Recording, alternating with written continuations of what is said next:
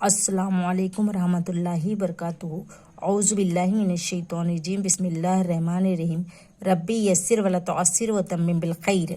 आज हम पढ़ेंगे मफूली व इजाफी ज़मीरें। ये ज़मीरें चूँकि दूसरे अल्फाज फ़ेल, इस्म और जर से जुड़ी होती है।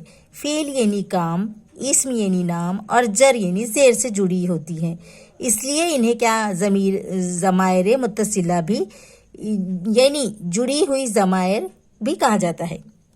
किताब क यानी तेरा, किताब का तेरी किताब। क यानी तेरे के लिए आता है। अब यह अरबी में और मुज़क्कर हु यानी उसका, उसे। हुमा यानी उन दोनों का। हुम यानी उनका, उन्हें। क यानी तेरा, तुझे।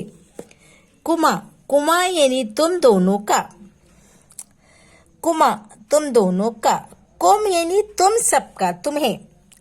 नी मेरा, मुझे। ना यानी हमारा, हमारे के लिए कहा जाता है।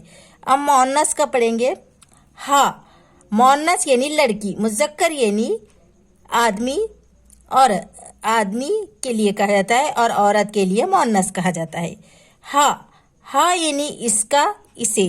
हुन्ना उनका, उसे, उन्हें।